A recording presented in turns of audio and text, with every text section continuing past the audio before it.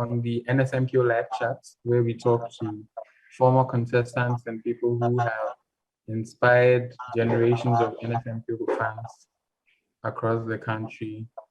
We are talking to Lieutenant Colonel Laurinda Adusu-Donkor this evening, and she's a former contestant for St. Rose's SHS. She represented her school in the very first NSMQ edition in the 1993-94 academic year. Good evening, Laurinda, and welcome once again to the NSMQ live chat. Good evening. Good evening to all friends and all the lovely people out there.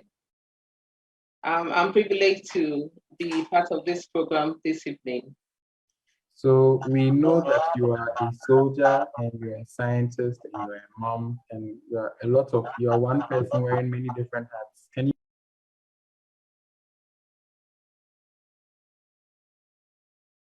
time on my hands, but I enjoy gardening when I have some time to spare or watch movies. Keep the home. I'm a home person, so most of the time I'm at home. I love cooking.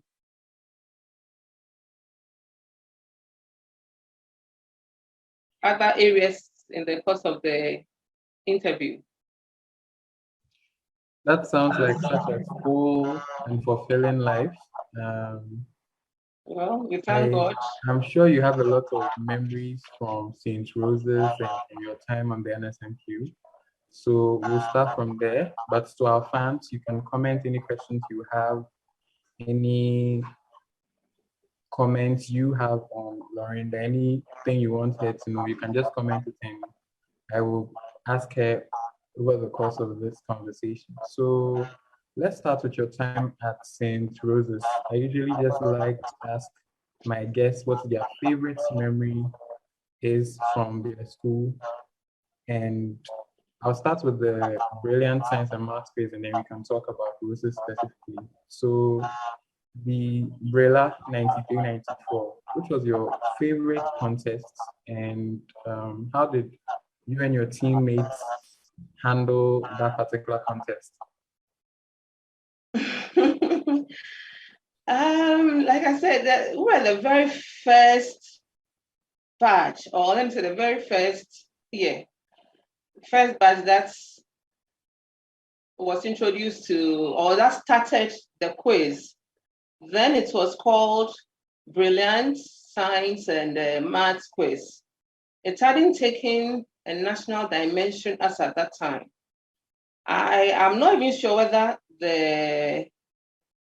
those who had the idea, those who started this whole thing, knew it will get to this far or whether it will take on this dimension. So we started it in 1993.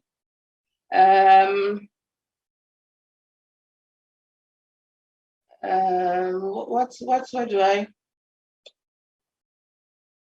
So my fond memories about it. Our very first contest was with Holy Child, if my memory serves me right. Like I said, it's close to 30 years now. Close to 30 years now. So I hope I don't have distorted facts, but I'll try as much as possible to recollect my memories.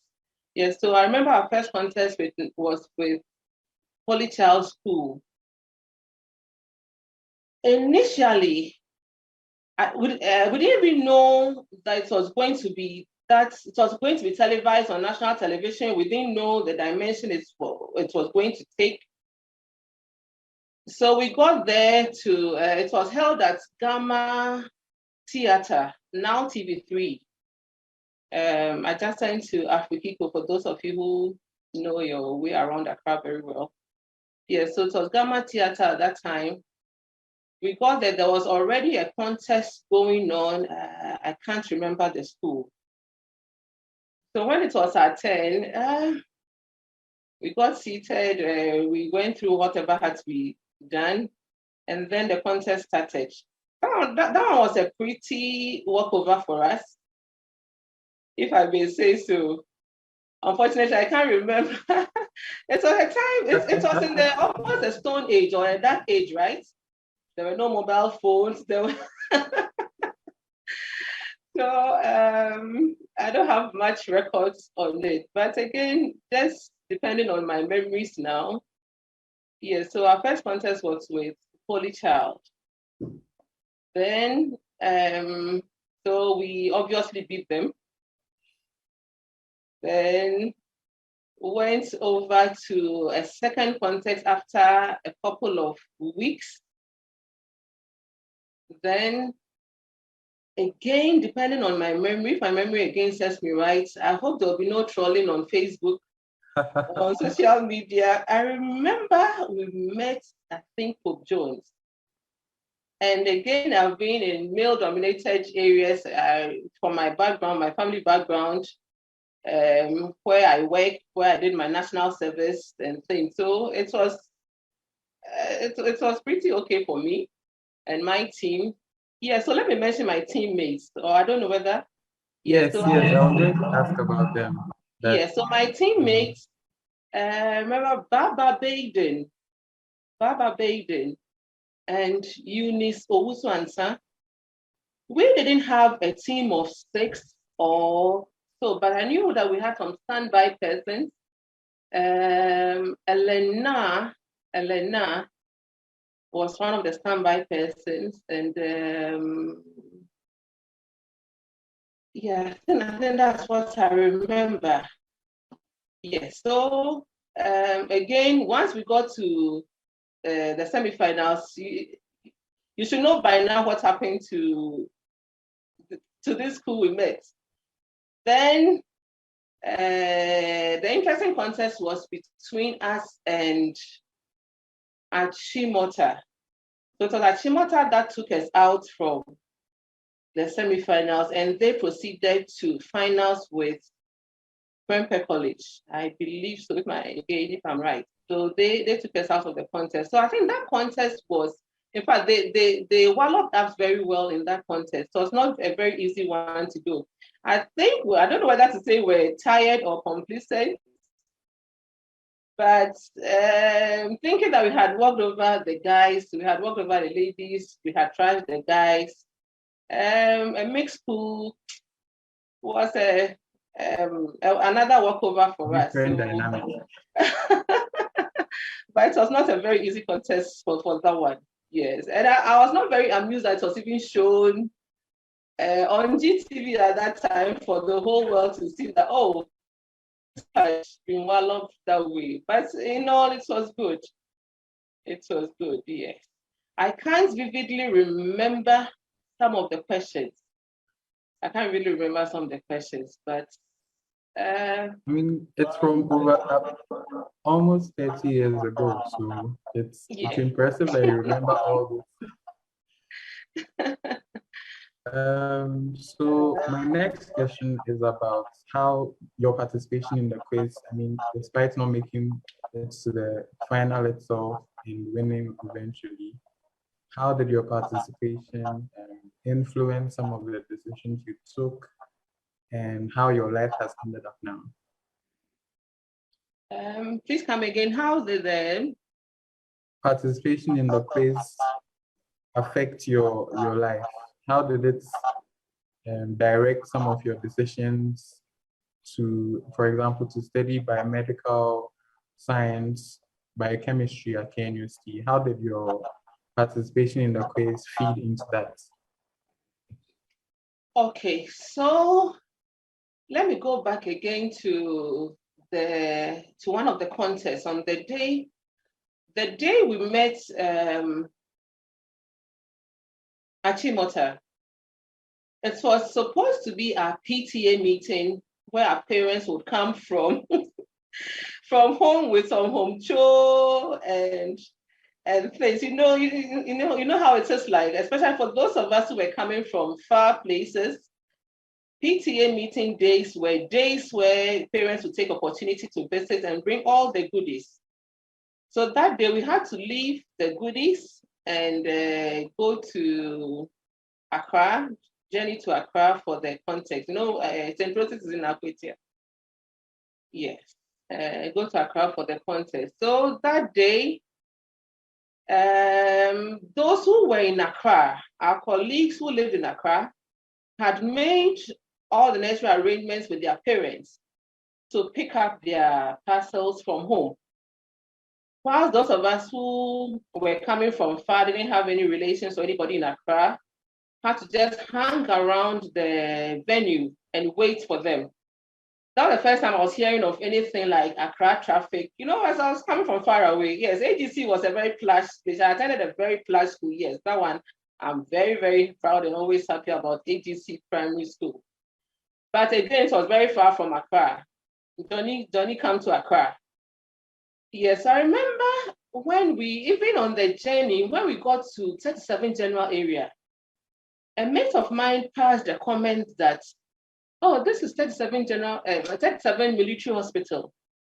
So I kept it in my mind that, and I just said to myself that I will work at this place. So I just said to I didn't even know, I didn't have the slightest idea we'll be relocating ever to Accra. My whole life was Obuasi and my whole life was AGC. Yes, so I just said to myself that I will work in this facility. Yes, so that one was, so let's put that aside. So when our colleagues went home to go and pick their goodies and we were hanging around waiting, we decided to take myself and a few friends who were from Kumasi or Bas and those places who had nowhere to go, decided to take a stroll to the nearby areas. And you know, the Flagstaff House is very close to TV3, where the event was held at that time. So we took a stroll to Flagstaff House. That time, it was still the very old Flagstaff House, where Kwame Nkrumah had lived, and his relics and all those things were there. And we had some soldiers guarding the place.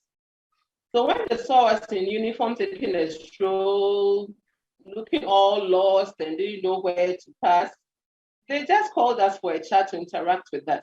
And I was very amazed and I was very excited having come so close to a soldier. I thought at that time soldiers meant shoot and kill, as anything that passes your way. So she told us about who soldiers are. So we interacted, we had a chat about him. He even made us have a feel of their weapon and things like that. So there again, I developed the interest to join the service. So even though we went for a contest, it was a time to just hang around. I picked two important things on that day. Knowing, getting introduced or first interaction with a soldier, and then also knowing my future place of work, which is my now place of work. So that is one of the memories where I can, or let me say one of the things that the NSMQ has brought me. So it's about taking opportunities at any least, making the best of any opportunity that comes your way, and things like that. Yeah. I mean, it truly goes to show how much of a brilliant mind you have, because you came for a science and math quiz and you left with a future career. A future career, exactly. Very, very, very impressive and heartwarming to hear. So now we'll move to St. Rose's. Your time in Akwitia with the girls, how did you enjoy? I mean, I don't usually ask people this, but I'm sure you enjoyed your time at St. Rose's. What is your fondest memory from Rose's? It could be anything at all. Yes. St. Rose's is, should I call it an extension of, should I call in a local parlance called Akoraboni School, eh?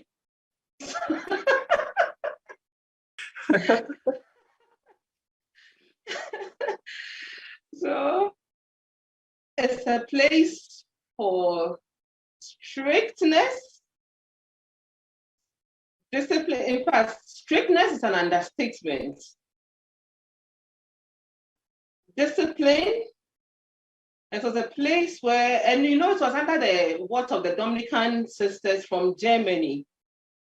So Sisters Zita of blessed memory and Sister Solamin, who was the headmistress, also passed just about a year ago.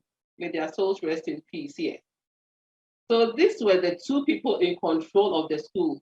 And if you've ever heard of Sister Zita and Sister Solamin, Sister Zita was the loud one. When she's coming from far, she'll start screaming at anything in sight. And Sister Solamin was the very ghostly type. Sister Solamin can enter a dormitory, pick books from the first bed to the last bed. And of course, we're not in a crowded dormitory, just 12 in a dormitory. Pick books from the first bed to the last bed, and nobody will know that anybody has entered the room.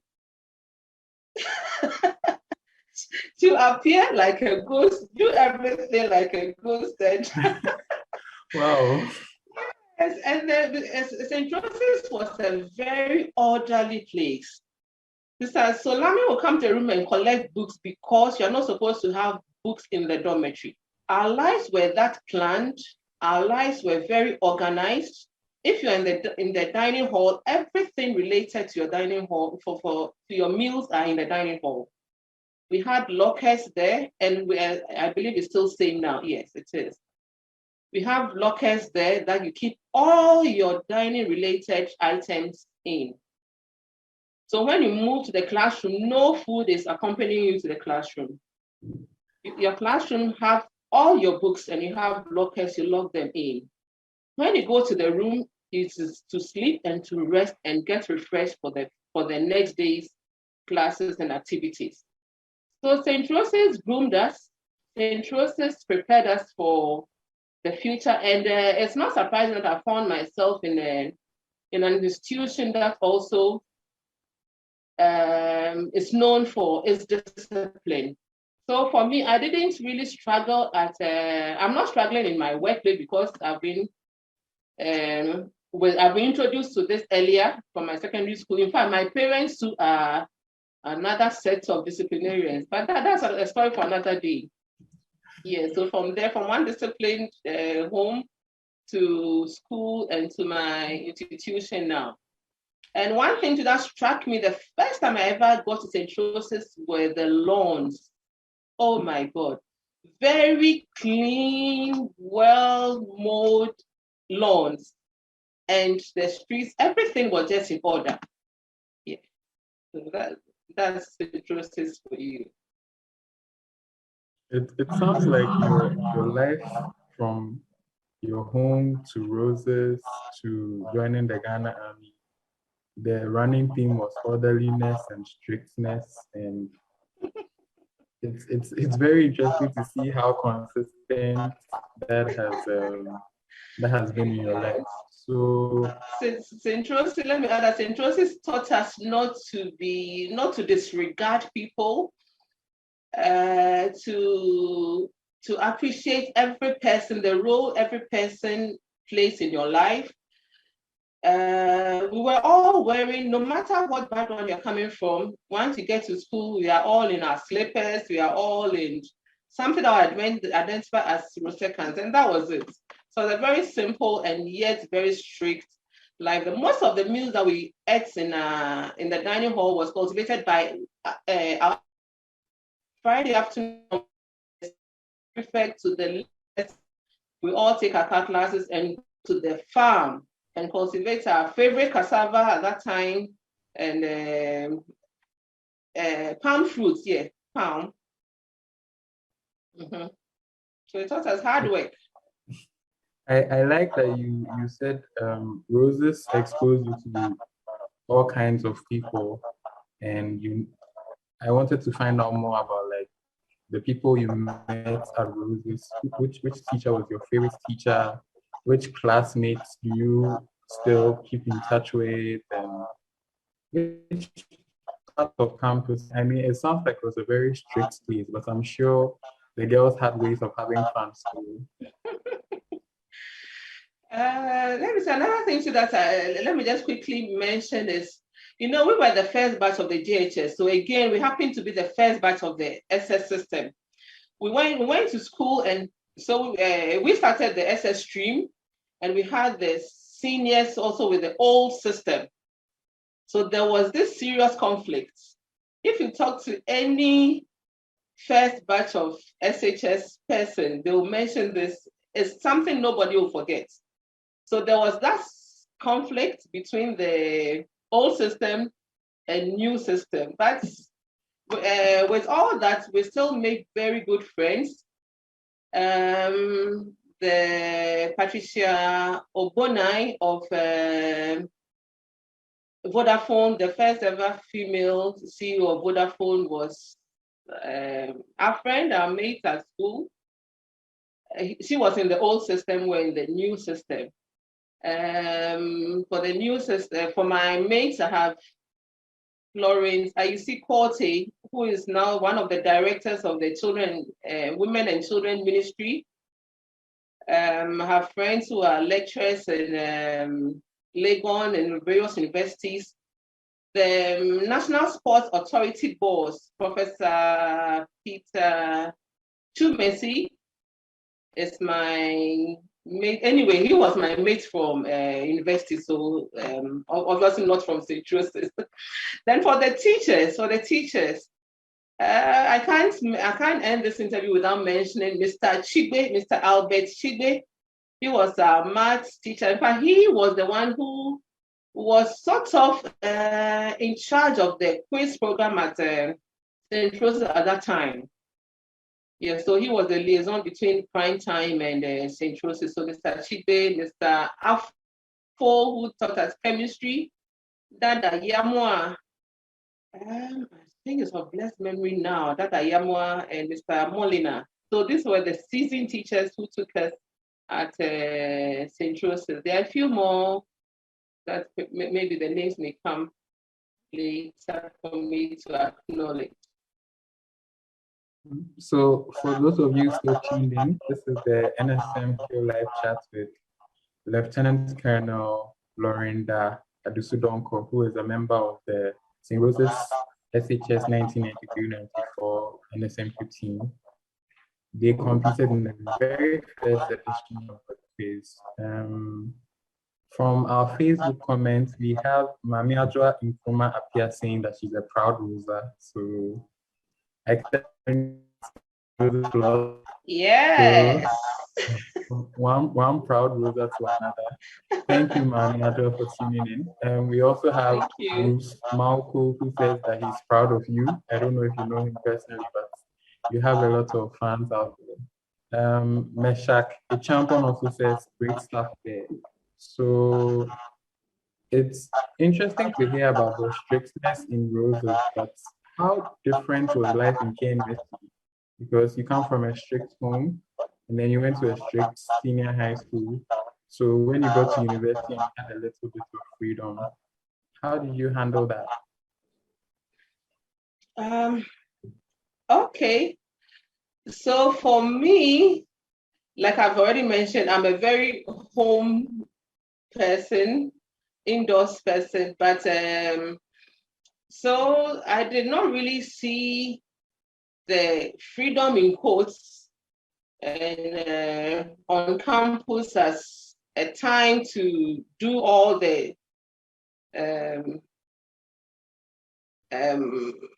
things that maybe I ever yearned to do. In fact, I didn't even yearn to do anything apart from what I already knew and what I was already introduced to.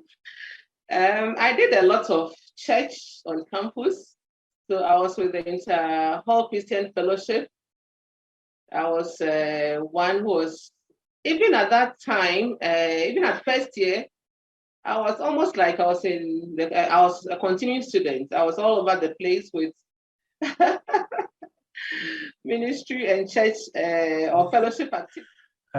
So thank you for that. Laurinda was just telling us about how her career as a soldier and a scientist come together to, during her peacekeeping missions, she serves as a medic in some of these war-torn countries that she served at, and her job has managed to combine the science and the military lifestyle into a beautiful, life-giving and life-saving operation. So that was really nice to hear. For those of you who are now tuning in, this is still the NSMQ live chat. We've been talking to Laurinda Adusu-Donkor, Lieutenant Colonel, sorry, Adusu-Donkor, who is the head of department of the clinical pathology department of chemical pathology at the 37 Military Hospital, and she's a former contestant for St. Rose's SHS. She participated in the first ever NSMQ. We've heard about her time at St. Rose's. We've heard about her time at KNUST. We know that you did an MPhil in biochemistry, and you also have an EMBA in human resource management. Can you tell us a bit about? I mean, I guess the MPhil has to do with your study as a biomedical scientist, but why an EMBA? Okay, so why an EMBA? At a point in my career path, I was made the lab manager of the pathology division, and as the lab manager, it was a more administrative position, and that position encompassed a lot of things, supply and making sure that we have the necessary logistics, so purchasing and supply and all that came in. Human resource, you needed to manage, and we have a staff of over 150 for the entire pathology division. Some of them are in our satellite labs across the country. You know, the military has battalions and other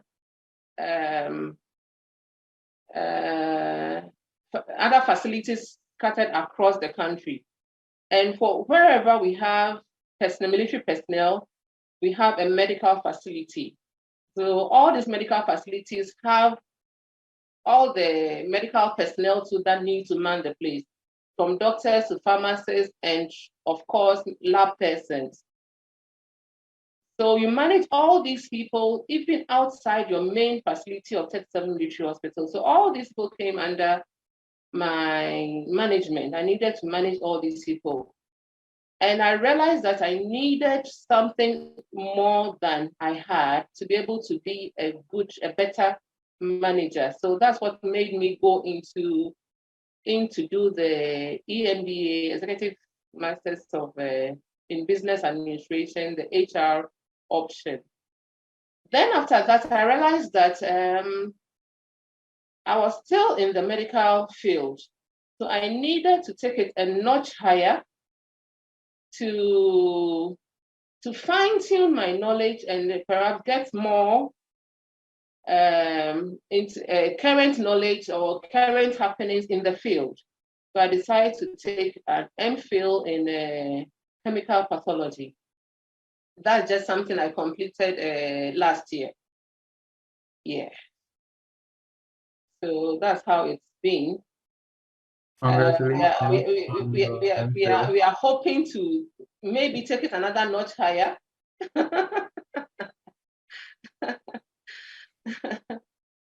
Yes. It still sounds very impressive, and I think at the start of this particular edition of the NSMQ live chats, we've talked to someone who started out as an engineer and is now a venture capitalist. We've talked to a doctor who is also a DJ. We talked to a military man who is a pharmacist. So it's nice to hear that all our NSMQ icons are individuals with several and varied qualifications in different fields. So because the message is clear, it's not enough to just know one thing to know a lot about one thing. So that's a very good answer. So now we're going to move on to your work in chemical pathology.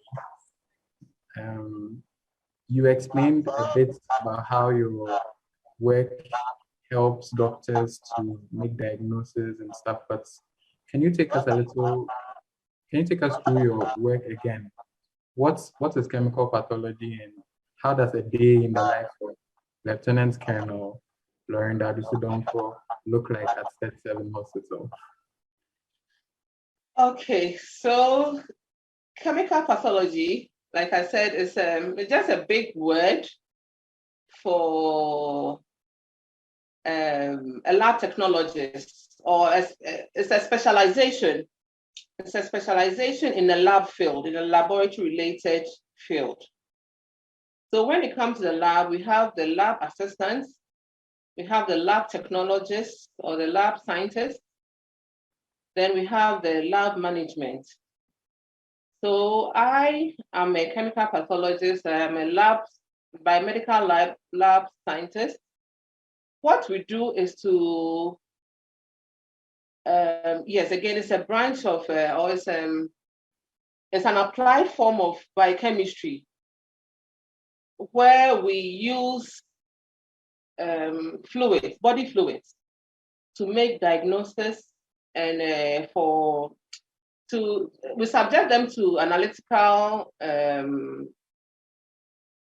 we subject them to scientific analysis. We subject them to scientific analysis for diagnosis and therapeutic purposes. So on my normal day in the lab, now lab science has evolved. It's not just like you take a sample, just put it in an analyzer, because if you put water in the equipment, it will give you results. Whatever thing you put in an analyzer will give you a sort of result. But as to whether that result you are getting is right or wrong is for the scientists or the lab scientists or chemical pathologists to determine.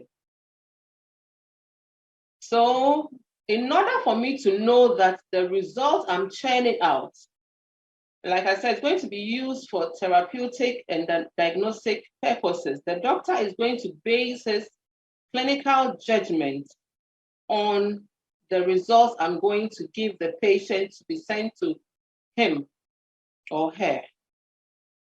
So I have a big responsibility to make sure that patient A coming to the lab is working out with results that are with results that form the basis of his ailment, or that will assist the doctor to make a very good clinical judgment.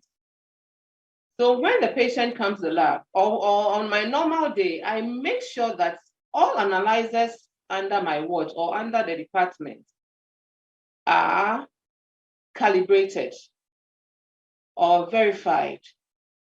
The equipment, the manufacturer of the equipment says that machine A can do so and so. I have to make sure and verify that truly this analyzer can do what the manufacturer says it can. So I make sure that I check that. I make sure that I carry out my controls, quality controls, and it forms a major part of the work we do. The quality control just says that I, the manufacturer, I'm giving you so and so sample. When you run it on your analyzer, it's going to give you results A or results 5 or result a certain figure. And truly, I need to now test that analyzer or run that sample on the analyzer to make sure that sample A, I have checked it and it's giving me what the instrument or the manufacturer says it is before I start the day's work. And as you run through the day, and then whatever results that you get, you have some information from the clinician to guide you. The patient said she's having tummy ache. The patient is having running tummy or diarrhea. The patient is an expectant mother. The patient is a child. The patient is a male or female. You put all this information together and compare with the results you are getting, and now communicate all this information together to the clinician. Otherwise, the clinician cannot also make sound judgments to be able to treat the patient. So it is teamwork. The teamwork that we carried from the NSMQ, the teamwork that we carried from the military training grounds, everything comes to play back at the workplace. So even at the workplace, it is not just a lab technician who is at work. I depend on my staff, I depend on my team, because it gets to a certain time in the department, you carry out the administrative work. You have a team that does the technical analysis, and you need to manage all these people. You need a cleaner to make sure that your department is free from infection, that the place is well sanitized for you not to take any infection back to your family at home.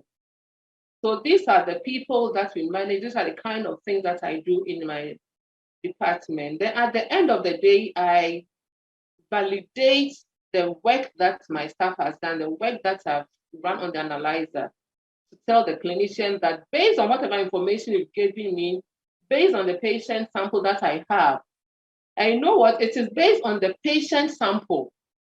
Because for all you know, the ailment could be in the stool or in the urine, but I was served with blood to work on. So whatever judgment, whatever results I'm giving out is based on what comes to me.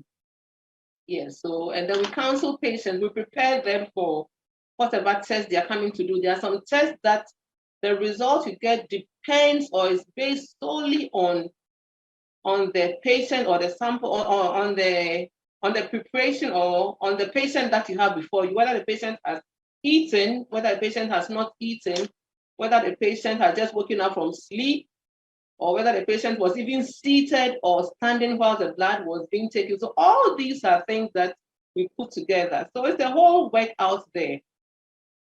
Yeah. It sounds very all-encompassing and very. I like that it's collaborative. So a lot of your work has to do with collaborating with other departments, other Yeah. professionals. Yeah. I like, so if there are any future chemical pathologists tuning in, you know who to ask for more information about the world of chemical pathology. But Yeah. I also like that teamwork, from roses to the military to 37 hospital. Teamwork is a consistent theme in the. You can't leave teamwork out of whatever work you do. Yes. Very, very important Very. to me. Um, so my next question is about your exploits in the field. In particular, I want to hear more about how your work as a soldier and as a biomedical scientist played a role in your UN peacekeeping operations. Sorry, please come again on that. I wanted to hear more about how you applied your work as a chemical pathologist during your UN peacekeeping operations. So you can just tell us a bit more about your UN peacekeeping experience. Okay. So UN peacekeeping, for troops going on peacekeeping, we first of all have to prepare them to make sure that they are medically fit. And it starts from my department, that's the chemical pathology department, and the laboratory entirely. We take them through a whole lot of screening because the work out there is very difficult. Even before you are enlisted into the Ghanaian forces, you need to go through rigorous medical screening to be certified that you are fit by the Ghana Armed Forces, medically fit by the Ghana Armed Forces standards. Yeah, that means height-wise and all the various rigorous screening that they take the person through, even before you qualify to go for training.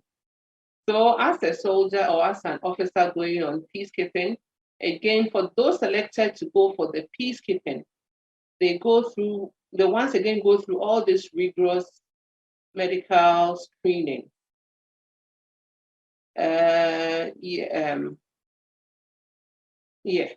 So then we are inserted into the AO.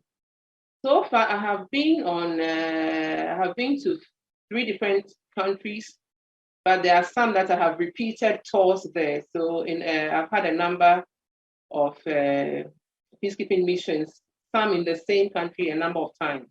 So I've been to Liberia. My mention of Liberia, even though I didn't go there at the time, at the height of the war, it still brings chills down my spine when I mention Liberia in terms of peacekeeping. And you go there and see how war has ravaged a whole country. You see bullets, pellets in buildings, story buildings, buildings abandoned, schools closed down. At that time, there were virtually no shops closed, no shops opened. You need basic provisions you may not get from the community. But fortunately for us, because we were on a UN mission, the UN makes sure that they supply everything, and the Ghanaian forces will make sure that they feed us with everything that we need on the mission for the time that we are there. So for us, then, because we had more than enough or more to, because we had everything that we needed, we become the home and the space for the displaced persons. That's where they come for sometimes for food supplies, for medical, attention, and anything that they need. Sometimes even our soldiers have to go as those who are teachers. We have, you know, that the military has all diverse professions. We even have cobblers, we have barbers, we have teachers. So all these persons, medics, doctors, the various medical categories of medical professions, we have all these. So sometimes we have to go into the war-ravaged communities and offer our services to them. And for the same thing I was also doing. So we go with them, those who need lab attention in the lab, or something to do with the lab. That's where I come in with my colleagues, the doctors and nurses. So I've been to Lebanon also. Lebanon, I've been there I've been there twice, but there was one particular tour that I did about 14 months. So that's more than a year there. The tour used to be 6 months, but it was extended to 1 year. And sometimes you can go over the 1 year and do more than a year there. So you are out there, you are not sure. Every day is you wake up into an uncertain day. If anything could happen in the day. One moment there's peace, the next moment you are being asked to all run into your bunkers for safety. And God's so good to us, being so good to us, we always go and we come back. I have some pictures from Liberia and other mission areas that I took from orphanages. And you go to those homes and it's very pathetic, it's very sad. So I'll just take this opportunity and reach out to those listening that let's stop beating war drums. Let's seek the way of peace. Let's seek the way of amicable settlements when there's a discourse, when there's a dispute. So I've been to Cote d'Ivoire as well. In Cote d'Ivoire, a very beautiful place, but that time there was war, and again there were displaced persons. Schools were shut, and again the community and the persons have to depend on we, the soldiers. We had to support them with food. We had to support them with teaching. We had to support them with medical outreaches and just make life a bit comfortable for them. So these are some of the things I've been exposed to in my few years. It sounds like war is such a terrible thing to happen in. We appreciate your service. It is. And sometimes I wish that every Ghanaian just spends a day or two in a war-ravaged community. And I think those of us, the youth, are now seeing the little bits of it in the Ukraine-Russia disturbances going on. It's not the best thing to happen to any any group of people, to any human settlement, to a group of people, no. On Facebook, the comments keep coming. Obed Osenyansa says, I should tell you that he's proud of you, mommy, as he Hi, calls her Obed. at home. Gail Ablewahite says, lots of love from Rosa97. Emmanuel Sarah Muduku says, big sis rock. And Akofa Yahoo Mensa says, watching with your girl. This is great. But now we have a question from Ikua who says, how do you find a fine balance between your demanding career and your personal and family life? Again, like I said, Roses was a place that groomed us, that shaped my life. It taught us how to separate, or let me say, how to apportion your time. So yes, I'm a very busy person, but I still am able to make time for everything that needs my attention. It's just about apportioning your time very well. We have 24 hours. It is said that you need 8 hours rest. Scientists it's been researched and known that at least 8 hours of rest. But if you have to even go days without sleep to make something work, you have to sacrifice. That is when sacrifice comes in. And you realize how fulfilled you are by sacrificing and getting a job done. It will not be the same way to just leave it because you need to catch that 8 or 6 hours. If you have to go sleepless nights to get it, so be it. Yes, so there are certain times late in the night, I'm cooking late in the night to portion in the freezer for my family. Yes, I used to have help. You may also have to get help if there's a need. But for the past 3 years or so, I don't have any help, but I still make sure that my family is well catered for. My work is still done without any questions, without any leftovers. So, and then I just completed my MPhil. That one was also very demanding. I remember when I was doing my MPhil, there was one particular time when, in order to meet the deadline for submission, I sat up straight 3 days continuous at the same place for 3 days, 3 nights, trying to catch or meet the deadline. And I also don't want giving excuses. I don't like people taking me for granted. So I also don't want to extend fame to my superiors or to those who I report to, and by extension, my lecturers at that time. So it's just about apportioning, and I believe St. Joseph's inculcated this into me very well. And again, with my military background as well. But you don't have to be a military person. You don't have to attend St. Joseph's to apportion your time properly, to have time management. Yeah. If you have to cut off certain things, do. If you have to cut away some chilling and friends that may not be helpful on you, cut them off and get that target going. Yeah, make sure you meet that target. So the trick is time management. Time management. Yeah. Good. We have another question from Josephine who said, with the International Women's Day celebration in mind, is it tough being a woman in the military? Is it tough being a woman in the military? Yes and no.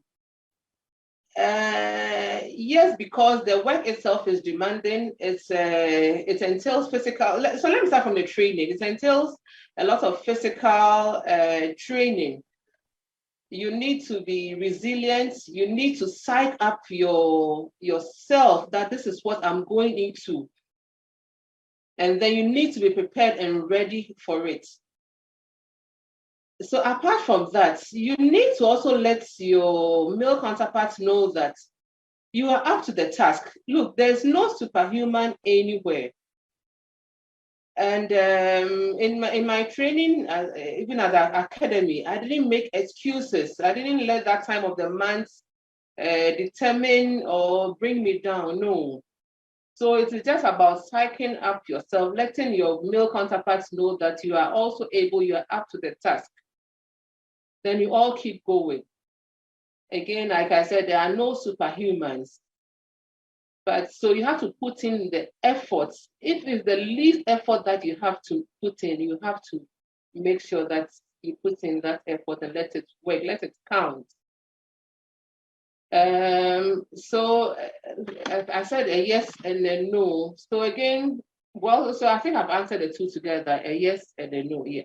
So it's demanding, but it's not beyond anyone. So it's Like demanding. I said, that hard work break no bones. Mm. Hard work breaks no bones. That's interesting. So my next question is about your future plans. Should we be expecting when I'm introducing you, should I add a doctor to your name? Should we expect a book about time management? What is on the horizon for Lieutenant Colonel? Okay, so my future plans, I'm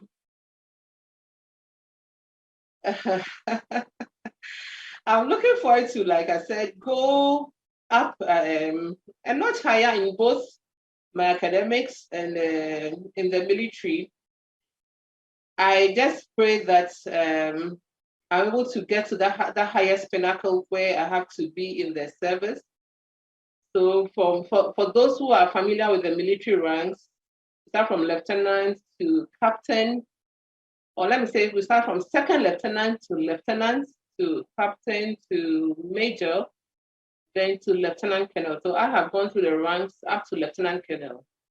I just hope and pray that I'm able to continue to be a colonel. So from lieutenant colonel, go to colonel and to brigadier general. We pray that God grants us the grace to be able to reach there. Then for the academics or for my work area, I again hope to be able to perhaps take a PhD. Maybe I should have even done it by now. So it's a challenge facing me right in the face. And I think it's not something too difficult to attempt. So perhaps it's the next thing on the table for me. And I'm already into mentoring. I've mentored a lot of young girls. I've been part of the science and maths mentorship program that goes to secondary schools and interact with the young ones. I've been part of that. I've been, I take mentorship. I try to mentor the young girls at church in my choir and anybody who comes my way, service persons that I interact with. So that I'm already doing and doing so much already in that area. A book, maybe I should consider putting my life together in a book because there's so much about me that I think I would love to share with the world out there. That's definitely a book I will enjoy reading. For publications, I have my various researchers published. The recent one I did for the MPhil program. That one is still undergoing scrutiny with my supervisors. So something related to C-peptide, using C-peptide to diagnose cardiovascular diseases.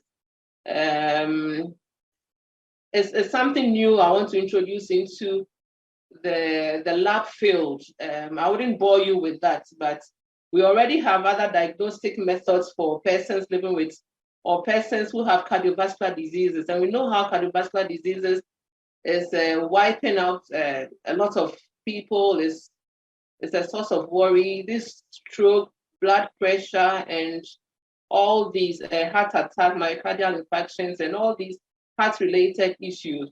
We want to see, my research was to see how we can diagnose it early so that it doesn't progress into a disease stage to cause mortalities. So that's what I did in my project work. It's very soon to be out there and add to the field of knowledge in medical laboratory practice. So the medically inclined viewers and enthusiasts can check that out when it's available for public consumption. But I guess this is one of my last few comments. Do you have a message to the NSMQ contestants who are busily preparing for this year's edition, and a message for our fans, a message for the world? Actually, this is we are giving you our microphone to say something. Okay, so to all those listening out there, to NSMQ, future contestants and current contestants, don't forget the God factor. The God factor is very, very important. Pray as much as you have to pray, work hard as much as you have. Pray as though everything depended on prayer. Work hard as though everything depended on your hard work. Yes, so it's a combination of the two. So I'll leave you with the God factor, and also take opportunity of, make use of every opportunity that's presented to you. If you have to present your school, go all out and do it to the best of your abilities. Even if it's up to even the first stake, now I have 116, or is it 130? So you have the regionals, and yes.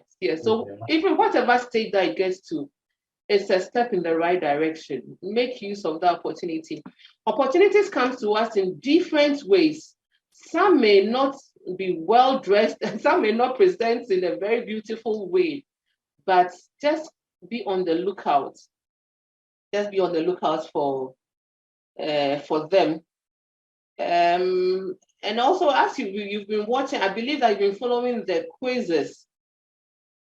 No school, don't downplay on any school, or so by extension, don't downplay on anybody, any person that comes your way. It could be a cleaner in your school. It could be a teacher. It could be a school from far away place that you've not even heard of. But we've seen it happen in the previous contest, how schools that nobody even thought of were taking the big shots from the contest. I think in the second contest or so during our time, the 94, 95 or so, I remember, excuse me to say, Nabrongo Secondary School, that's maybe at that time nobody thought was a first class or a school. I remember I took out Achimota, and I was so happy because Achimota took us out at that time. I gave all the thumbs up to Alpha. I was very, very happy at that time. Yes, so don't downplay on anybody. By extension, don't downplay on any school. Teamwork, very, very important. And that teamwork is taking me through my work now. I've already mentioned that there are no superhumans. Don't underrate anyone. And make use of every opportunity that comes your way. A split second is enough, and we've seen it again in the quizzes. I believe that you're taking your own lessons, you are drawing your own lessons from the various quiz competitions that you've been from the NSMQ competitions. Draw your own lessons from them. These are a few lessons I have drawn from my contest and from the past ones I've been watching. A split second can either make or not make you. Take risk if you have to take the risk. Look, life itself is a risk. Like you wake up every day, and my work as a military person, I wake up every day, especially if I'm in the field out there at the peacekeeping operation. I wake up every day not knowing what is in the day for me, but I wake up with God in mind, ready to face the challenges of the day. So life itself is a risk. Take it if you have to win, if you want to be a successful person. So I leave you in the hands of God. I pray that everything goes well with you. Hard work, work hard. Be diligent in everything you do. Every day my heart goes out to the youth of today because the challenges are numerous for you. Maybe our time we're able to come this far because we didn't have a lot of impediments in terms of social media. Social media is there, but and the internet is out there. Make very good use of the internet. There are a lot of positive things on the internet for you. Look out for those ones. When I was doing my research when I was doing my BSc, there were no computers. I said that I mentioned this to my service persons now. They're like, "Oh, you mean there were no computers?" Yes. When I was in final year university in 1999, I was taught computer on the blackboard at the university. There were no computers. Now you have all these things at your disposal. Make very good use of them. So my MPhil now was pretty easier. I used to go and hire persons at BAM Library, pay them to look for books for me. I have to go and write out all my literature reviews in pen, hard copy. Recently, I charged for some of them in my suitcase. I said I was not going to discard them. I'm keeping them like something. So there's a whole world of opportunities out there for you. Go after them. The whole world stage is prepared for you to mount. It's all yours. Take it.